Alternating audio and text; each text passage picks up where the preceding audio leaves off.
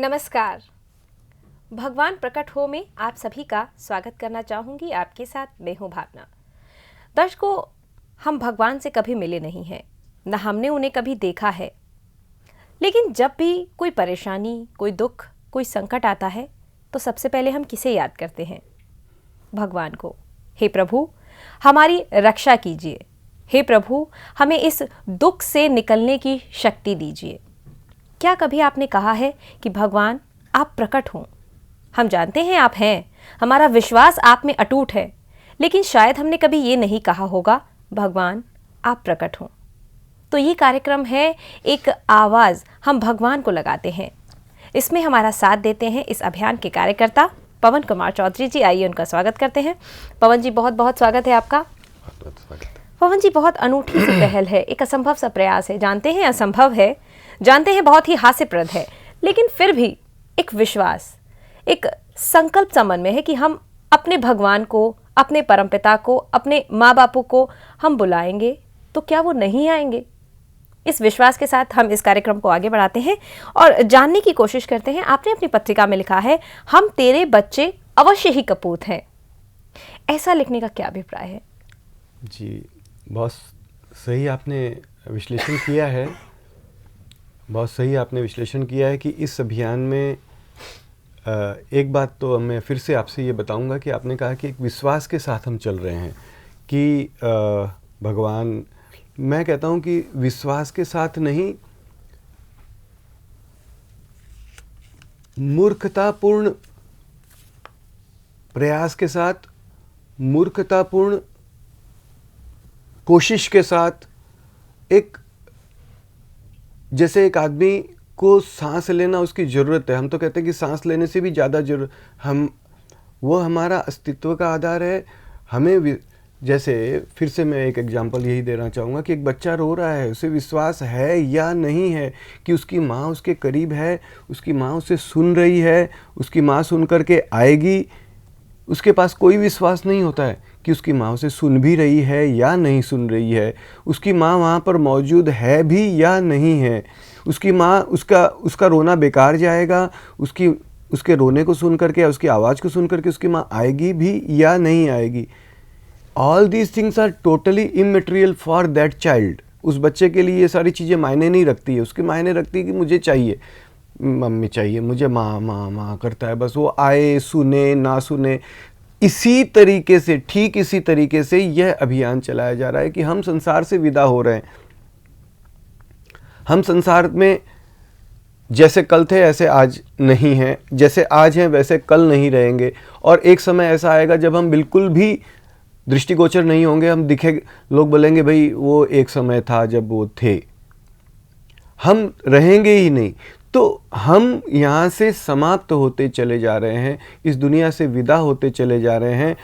हमारा जीवन, जैसे कल हमने कहा था कि एक जीवन का नहीं, प्रत्येक क्षण का शोक हमें करना है जी। एक जगह तो हमने लिखा है कि हर क्षण की शोक सभा बुलानी चाहिए। अरे मेरा ये क्षण चला गया, अब इसकी शोक सभा बुलाएं। भगवान प्रकट नहीं हुए, ये क्षण चला गया, ये क्षण फिर नहीं आएगा। तो उन्हीं क्षणों का कलेक्शन ही तो एक जीवन है जी। ये सारे क्षणों का कलेक्शन होकर करके एक जीवन होता है। और जब जीवन बीत जाता है तो हम बहुत पेपर में देते हैं कि फलानचंद रिकटचंद ये आदमी यहाँ से इस जन्मा था, ये, और उसकी हम शोक सभा करते हैं, भाई इस हॉल में शोक सभा होती है। और तो एक्चुअली वह जीवन क्या है? कलेक्शन ऑफ सेकंड्स है, कलेक्शन ऑफ क्षणों है। तो हर क्षण हमारा जो बीतते जा रहा है, वी शुड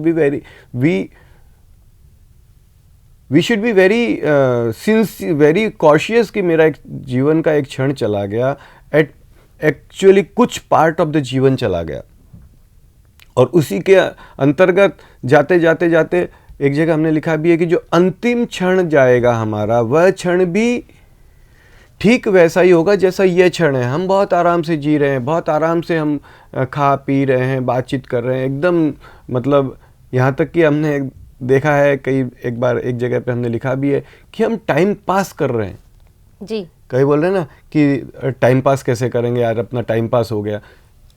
टाइम पास नहीं कर रहे हैं, हम पास हो रहे हैं। तो टाइम पास करते हुए हम जीवन को बिता रहे हैं, और वही जब अंतिम क्षण आ जाता है तब हम उसी क्षणों को प्राप्त करने के लिए डॉक्टर से क्या क्या नहीं कह देते हैं। कितनी गिड़गिड़ा देते हैं कि भाई नहीं नहीं डॉक्टर साहब कितना भी मेरी पूरी दौलत ले लो लेकिन इसको थोड़ा जीवन दे दो, तो लेकिन वो हमें नहीं मिलता। तो कहने का मतलब हमारा जो क्षण है वो बहुत कीमती है, हमारा जीवन है सदा सदा के लिए बीतता जा रहा है। तो हमारे पास में भगवान हैं, सुनेंगे, प्रकट होंगे, नहीं होंगे, ये सब चीज़ें इमैटेरियल है।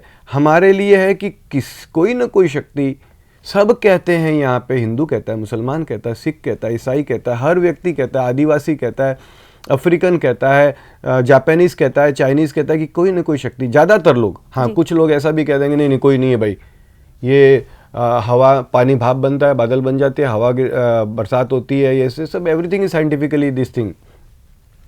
लेकिन ज़्यादातर लोग कहते हैं कि कोई ना कोई शक्ति, कोई ना कोई सत्ता, कोई ना कोई है जो नियंत्रित करती है। आज 100 साल का पतड़ा जिसे बोलते हैं कि हमारा लिखा हुआ है कि 100 साल बाद में सूरज इतना बज के इतना सेकंड पे उगेगा और उतना बज के उतना सेकंड पे उग रहा है। 100 साल पहले लिखा हुआ आज हम चेक कर सकते हैं, जो लिखा हुआ है इतना बज के इतना सेकंड पे तो, और 100 साल बाद का भी समय लिखा हुआ है। तो उस मतलब कितना साइंटिफिकली, कितना एक्यूरेटली सब कुछ मूवमेंट हो रहा है। आज अपने घर में हम सब कुछ चला रहे हैं लेकिन फिर भी कहीं ना कहीं मिसमैनेजमेंट हो जाता है। तो कोई ना कोई संचालक होगा जी, ये बात समझ में आ रही है। तो अगर कोई संचालक है, अगर कोई फिर मैं ये कह रहा हूँ कि अगर कोई ना कोई संचालक अवश्य होगा, जैसा कि ज़्यादातर लोग मानते हैं। तो वो संचालक जब है, हम ज़्यादातर लोग उससे अपनी ज़रूरत की चीज़ें मांगते हैं, उसके लिए हम उससे प्रार्थना करते हैं। तो हमारा एक सिंपल सा निवेदन है। यहाँ जानना चाहूँगी, उस संचालक ने हमें बनाया है, हमारा निर्माण किया है, तब जाके हमने इतनी सारी चीजें बनाई। तो वो संचालक तो अपने आप में परिपूर्ण है, अपने आप में समर्थ है, बिल्कुल, तो वो प्रकट हो सकता है। बिल्कुल, यही अपना प्रयास है। ये बहुत सुंदर, मैं ताली बजा करके इसका अनुमोदन कर रहा हूँ कि कितना सुंदर कहा कि वो संचालक कितना समर्थ होगा जी, कितना समर्थ होगा जिसने हमें बना दिया। इस शरीर के अंदर कितनी विज्ञान छिपा हुआ है जिसे आए दिन लोग ढूंढ रहे हैं, और इसका हम बोलते हैं 0.5% भी अभी तक हम लोग नहीं जान पाए, ये दिमाग में कहाँ पर किस तरीके से चीज़ें स्टोर। तो वह संचालक कितना समर्थ होगा, कितना कैपेबल होगा, और वह संचालक को हम कहते हैं परम चेतन है, सुन रहा है, हर कुछ करने में समर्थ है, वो हर तरीके से पूर्ण है, उसके लिए कुछ भी चीज़ इम्पॉसिबल नहीं है। हम उससे मानते भी हैं कि पूर्ण है और वो समर्थ है, और हम उससे हमारी जीवन की तमाम चीज़ें मांगते भी हैं। तो उसी तरीके से, उसी तर्ज पे एक चीज़ और हम मांग सकते हैं। भगवान भगवान भगवान भगवान, और मेरे प्यारे भगवान, मेरे प्यारे भगवान, मेरे माँ बापू, तुम्हें माता कहता हूँ, तू मेरा माँ है ना, तू मेरा पिता है ना, देख तू मेरा माँ बापू है, तू सुन रहा है, तू मेरे करीब है, प्लीज़ प्रकट हो जा, प्लीज़ प्रकट हो जा, प्लीज़ प्रकट हो जा, प्लीज़ प्रकट हो जा, प्लीज़ प्रकट हो जा, प्लीज़ प्रकट हो जा, प्लीज़ प्रकट हो जा, प्लीज़ तुरंत प्रकट हो, और बिना भ्रम के प्रकट हो। और इसमें एक विशेष बात कल मैं डिस्कस कर रहा था एक भाई साहब के साथ में कि हम ये कह रहे हैं भगवान प्लीज़ प्रकट हो जा, भगवान प्लीज़ प्रकट हो जा। कल को भगवान कहेंगे चलो ठीक है भैया, तू बहुत जान खा रहा है, प्रकट होने को तो बोल रहा है, मैं प्रकट हो जाता हूँ। तो हम इसमें क्या कहते हैं, अच्छा अच्छा भगवान प्रकट हो जाना, सपने में मत आना, डोंट कम, सपने में नहीं आना, नहीं आना। ठीक है भाई, सपने में नहीं आना, तो क्या ध्यान में आ जाऊँ? नहीं नहीं भगवान ध्यान में भी मत आना। अच्छा ध्यान में नहीं आऊँ, चल छोड़ो उसको, अनुभव में आ जाऊँ, एयर कंडीशन चल रही है, हवा बह रही है, हमें दिखती नहीं हवा बह रही है लेकिन महसूस होती है, महसूस में आ जाए, नहीं नहीं भगवान महसूस में भी मत आना, अनुभव में भी मत आना। अजीब आदमी है, सपने में मत आ, ध्यान में मत आ, अनुभव में मत आ, तो क्या रूबरू आ जाऊँ, तू मुझे देख ले, तू मुझे छू ले, तू मुझे सुन ले, तू मेरा बातचीत करते हैं, और बिना भ्रम के चल, बिना भ्रम के बातचीत कर ले। नहीं नहीं नहीं भगवान रूबरू भी मत आना। इस अभियान में हम क्या कहते हैं, ना सपने में, ना ध्यान में, ना अनुभव में, ना रूबरू, तो कैसे आऊं पागल जी, भगवान कैसे भी मत आ, कैसे भी मत आ, और फिर बोलते हैं भगवान प्रकट हो।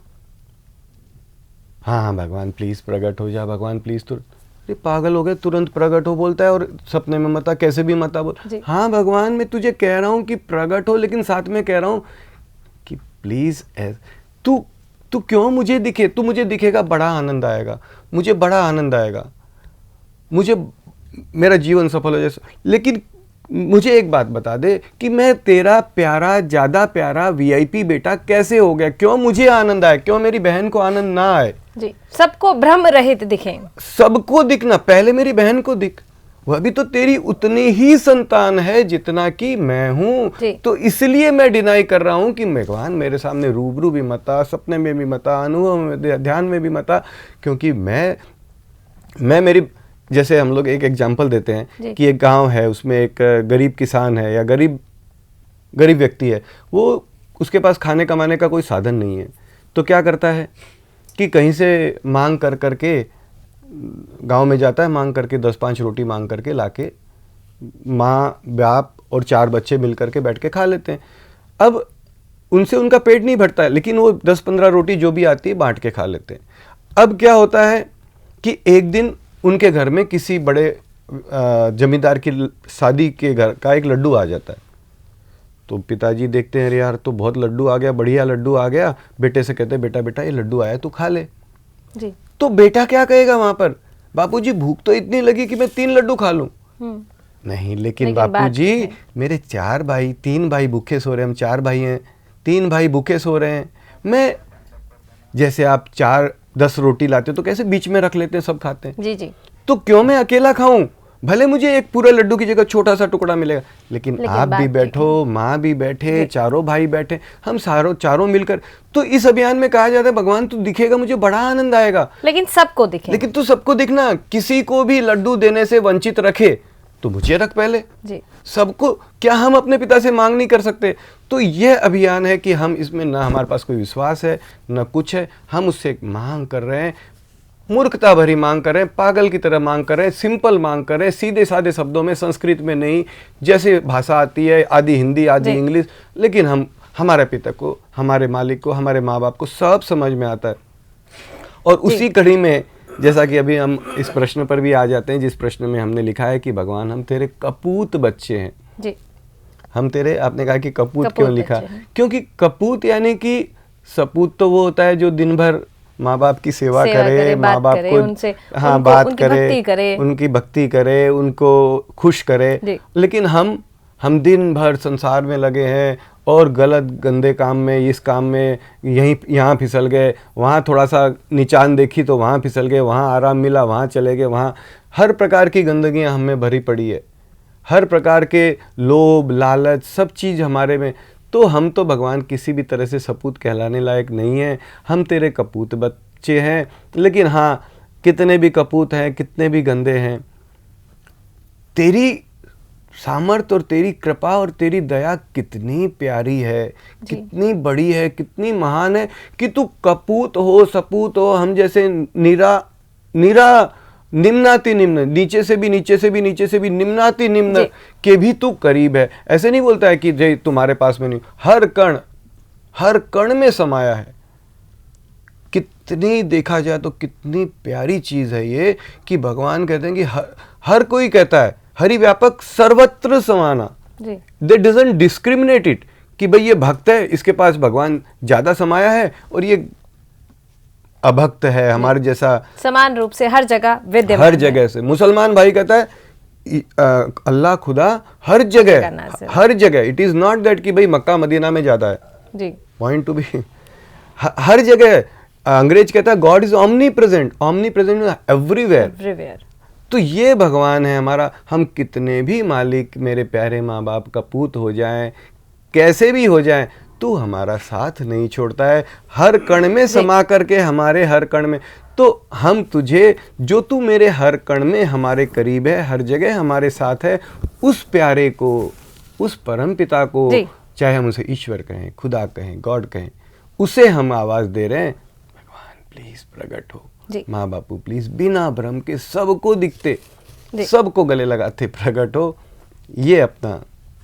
तो दर्शकों, यहाँ पर आप सभी को एक बात मैं बताना चाहती हूँ, बच्चे कपूत हो सकते हैं लेकिन माता पिता जो होते हैं वो कभी बच्चों के बारे में बुरा नहीं सोचते। बच्चे चाहे कैसे भी हों, उनमें भक्ति होती है नहीं होती है, वो अपने माँ बाप को बुलाते हैं या नहीं बुलाते हैं, उनका सत्कार करते हैं, सम्मान करते हैं या नहीं करते हैं, लेकिन माँ बाप हमेशा अपने बच्चे के लिए अच्छा सोचते हैं। तो वो परम पिता जो है वो हमारे बारे में हमेशा अच्छा सोचता है। हम जो अपने लिए सोचते हैं शायद वो अच्छा हो सकता है, लेकिन वो परमपिता जो हमारे बारे में सोचता है वो बहुत अच्छा होता है। तो दर्शकों, आप भी उस परमपिता से एक पुकार लगा सकते हैं, एक पुकार उन्हें प्रकट होने के लिए। उन्हें कह सकते हैं भगवान आप तुरंत प्लीज प्रकट हो।